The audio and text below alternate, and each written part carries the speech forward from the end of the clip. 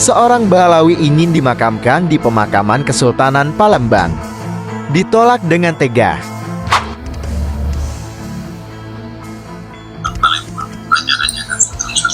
Oh, di sana ada seperti di Jogja kan ada imogini ya. Oh, di Palembang ada khusus pemakaman para sultan. Akan disolatkan di musola Ponpes Arya. Arya ini ada Ponpes milik Balawi.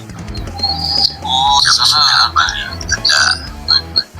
Nah, jam 9 pagi akan dimakamkan. Soalnya jam 9 pagi akan dimakamkan biasanya. Ya. Mohon dibukakan pintu maaf yang sebesar-besarnya. Isi berita WA itu adalah pintu dari sosial. Nah, bagaimana tanggapan dari saudara-saudara gitu kan? Saya kemudian membalas, saya katakan, saya potong yang ini ya. Iya, Ustadz Ahmad Al-Habsyi. Nah ini saudara, sahabat semuanya. Jadi bapaknya beliau, ayahnya beliau ya, yang meninggal. Oke, lanjut. Ya, kajian ada yang menarik seperti apa coba? Jadi saya sampaikan itu tidak bisa.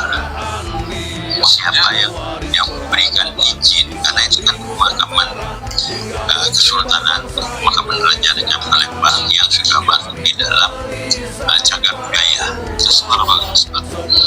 Jadi ayahnya si siapa namanya?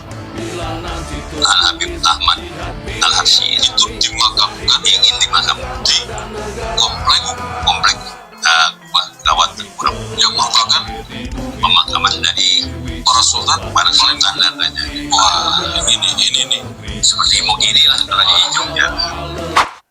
Assalamualaikum warahmatullahi wabarakatuh. Barusan kita dengar sedikit dari percakapan saudara kita Awe Kertapati kepada salah satu dari orang asli Palembang. Beliau mengatakan prihatin dengan kejadian beberapa waktu lalu. Kita tadi simak bahwa ada seorang Balawi yang terkenal sebagai, ya dikatakan seperti artis, sering mengisi pengajian di TV-TV swasta nasional. Itu ayahnya meninggal dunia dan ingin dimakamkan di komplek Kesultanan Palembang. Kejadian itu ini untung saja sebelum kejadian si jenazah ayahnya dari ustadz terkenal ini dimakamkan di situ. Keburu Yatrah Kesultanan Palembang ini mengetahui. Jadi setelah terjadi dialog antara satu dengan yang lainnya dari keluarga yang masih keluarga Trah Kesultanan Palembang ini memutuskan untuk tidak boleh memakamkan ayah dari Balawi ini, dimakamkan di komplek di situ, di areal pemakaman Kesultanan dan Raja-Raja Palembang. Ini mengejutkan kita semua yang selama ini selalu memantau di medsos bagaimana selama ini kita terjadi pergolakan penolakan nasab di Nusantara yang dimotori oleh Kiai Haji Imaduddin Al-Bantani. Bukan hanya itu saja, ternyata efek dari tesis beliau ini kemana-mana. Sampai makam dipalsukan, makam diserobot, terus makam orang lain diganti namanya dengan nama klan mereka. Belum lagi pembikinan makam-makam palsu yang diwalikan, dan itu sampai sekarang ini ramai sekali. Kita mencoba berpikir apakah klan Balawi ini tidak mengamati kontra yang ada di medsos ini. Kenapa? Karena kemarin-kemarin ini sudah lama sekali kita anak-anak Nusantara ini menolak dengan tegas, apalagi sudah ketahuan masalah makam-makam selama ini yang dibelokkan di atas namakan klan mereka, kemudian konon mencangkokkan nama kepada kesultanan-kesultanan, salah satu kesultanan di Pulau Jawa ini menimbulkan kekhawatiran. Tetapi apakah mereka ini tidak melihat fenomena berita ini, sehingga masih saja mereka ini, ya kita berpikirnya ini positif, karena orang ini ingin dimakamkan, tentu mereka menganggap karena ayahnya seorang yang mulia ingin dimakamkan di tempat yang mulia, mungkin seperti itu.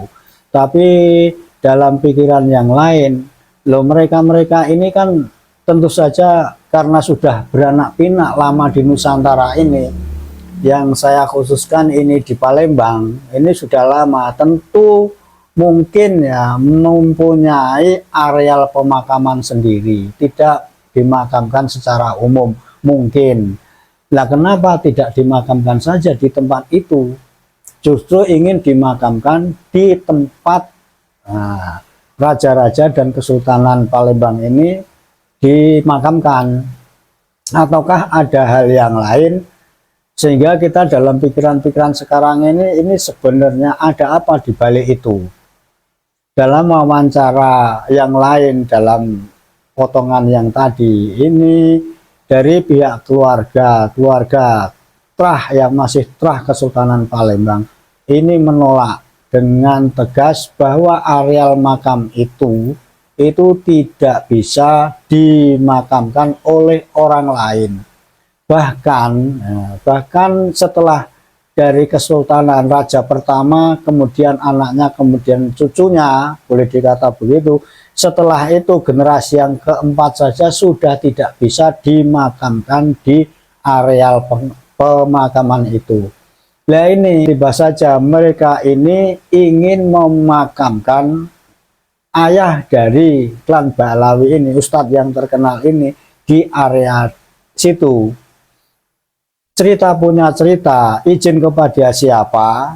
Dalam wawancara yang sudah saya upload videonya sebelum ini diceritakan mereka ini mendapatkan izin dari juru kunci atau perawat makam, kurang lebih seperti itu. Nah, disinilah masalahnya.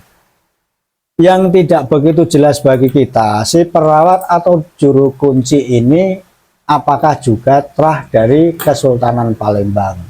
Kalau misalnya itu Trah, tentu saja akan melaporkan kepada ya Trah-Trah yang lainnya yang masih ada sangkut pautnya dengan Kesultanan Palembang. Tetapi entah kenapa kita tidak tahu prosesnya seperti apa. Ini maaf, karena kita juga melihat dari berita, dari wawancara saudara kita AW Kertapati ini. Di situ setelah minta izin kepada juru kunci, tiba-tiba digali yang untuk pemakaman ayah dari Ba'alawi yang meninggal ini. Nah, untung saja ini si jenazah ini belum dimakamkan di situ. Kalau kita berpikir secara logis, berarti memang para Ba'alawi ini selama ini tidak mengikuti fenomena belakangan-belakangan ini. Buktinya masih saja mereka ingin keluarganya dimakamkan di areal yang jelas saja itu adalah areal pemakaman kesultanan. Kenapa masih juga ingin salah satu dari ayah mereka dikuburkan di situ? Ada apa di balik ini? Toh di tempat lain mereka juga kemungkinan mempunyai wilayah sendiri, mungkin mempunyai areal pemakaman sendiri. Kenapa mesti minta dikuburkan di situ? Dan ini untung saja diketahui oleh Trah dari Kesultanan Palembang yang lain, sehingga kesimpulannya pemakaman di situ tidak diizinkan. Bahkan Trah setelah keempat saja ini sudah tidak dimakamkan di situ, apalagi ini orang lain. Bahkan karena mereka ini klan Ba'alawi, tentu orang-orang Nusantara ini sudah pada tahu. Lama-lama jangan-jangan kalau diizinkan, maka suatu saat mereka kalau ada kejadian sama akan minta izin kembali dengan alasan keluarganya sudah dimakamkan di situ. Ini mengkhawatirkan kalau waktu berganti waktu, zaman berganti zaman, kan lama-lama di situ banyak dari terah Ba'alawi.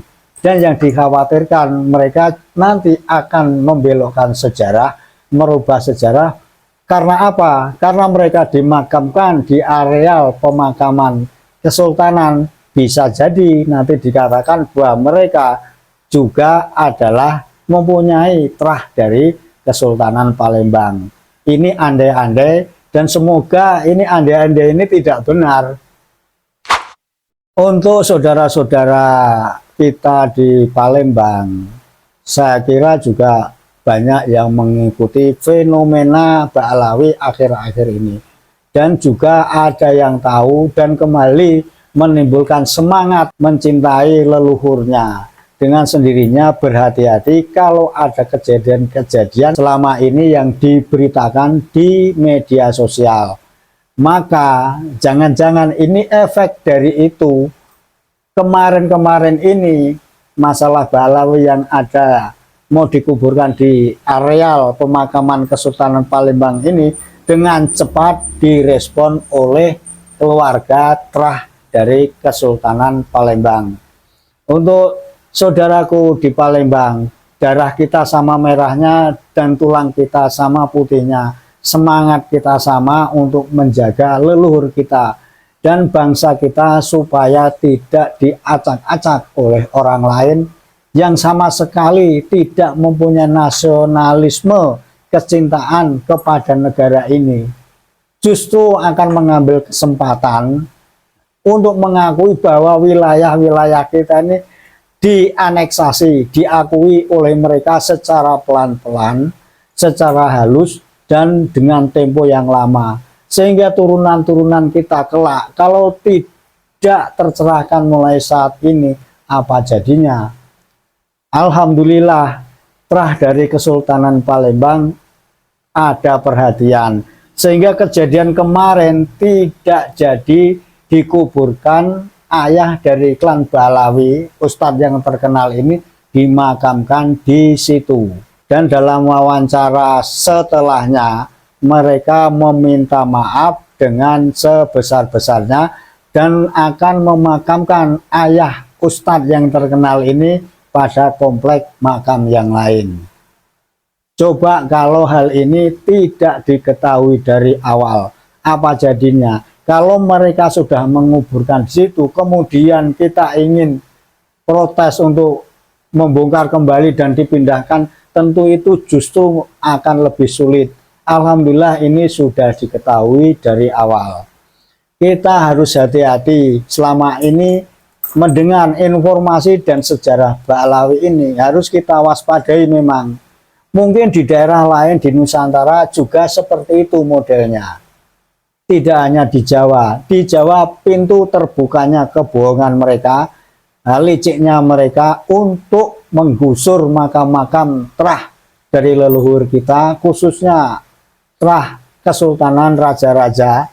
Dan ini yang harus kita tetap waspadai. Kita awasi kalau kita masih mengatakan kalau cinta kepada Nusantara, dimanapun saudara-saudara, di Sulawesi, di Maluku, atau pokoknya seluruh Indonesia, kita saling bahu-membahu beritakan yang benar-benar terjadi sehingga bisa kita ekspos. Dan tentu saja banyak saudara kita di Nusantara akan tahu sepak terjang kelicikan mereka. Mereka tidak lebih mulia dari kita. Kita ini bangsa pejuang sehingga merdeka. Mereka ke sini, saya ulangi lagi, kenapa saya terus mengatakan ini? Karena bagaimanapun mereka ini datang ke Nusantara, nenek moyang mereka ini dibawa oleh Belanda untuk membantu penjajahan. Mereka menindas kita waktu itu dengan waktu yang tidak sedikit, 350 tahun kurang lebih seperti itu.